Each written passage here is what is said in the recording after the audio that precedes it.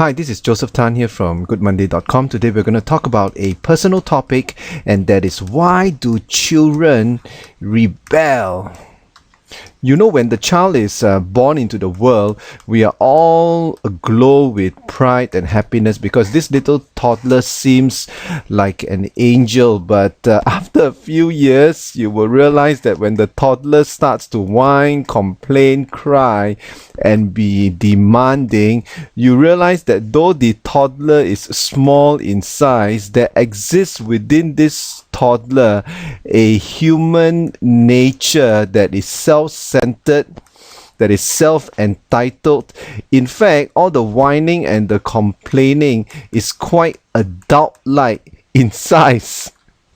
And yet, as parents, we do not give up because we believe that within the child is this other small guy. I mean, this is the big guy that is very selfish and self-entitled. But within our child, we believe that there is this inner person. You might call it his or her spirit. You might call this the inner person. But nonetheless, we believe that this person has potential to grow. But unfortunately, this person is smaller in size relative to the big guy.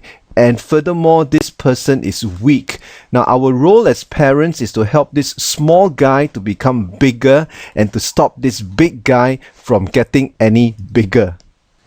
Now, there was once a grandfather who tried to dress up his 2-year-old grandson, and somehow while dressing up the 2-year-old grandson, he buttoned him in the wrong way, and this 2-year-old grandson didn't like it, and what he did was he immediately gave the grandfather a tight slap on the face.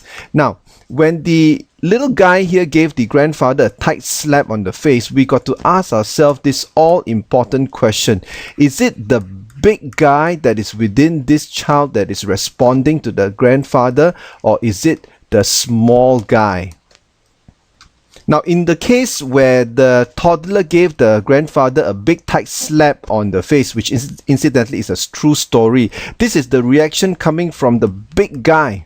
Now, when the big guy acts in selfishness and sometimes in violence, your job and my job as parents is do not reason with the big guy, because the big guy doesn't listen to reason. What we need to do as far as dealing with the big guy is concerned, we must have a strategy to constrain the big guy so that his size doesn't get any bigger. Clearly, we need a strategy in dealing with both the big guy and the small guy. In the case where the 2-year-old slapped the grandfather, we need to first address the big guy. And the thing is, you do not reason with the big guy. What you need to do is to constrain the big guy. So what the grandfather did was, the grandfather held the little 2-year-old boy down and gave him a controlled spanking and told him in no uncertain terms that this shall not be tolerated in my house.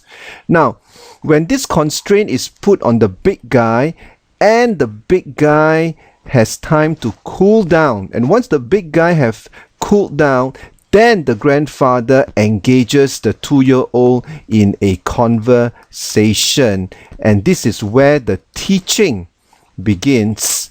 And the teaching addresses the need of the small guy. The small guy needs to know what good manners are. The small guy needs to know what it means to respect the elderly and so on. But the thing is, this small guy is not going to get a chance to grow if you do not address this big guy first. So the first step is to constrain and not to reason. And once you apply the consequences, which could be a controlled spanking or certain removal of privileges, then when the time is right, when the big guy is more subdued, then you talk to the small guy in conversation and teaching. And then this little guy here will have a chance to grow. In summary, as parents, we need to exercise parenting leadership as far as dealing with this big guy is concerned.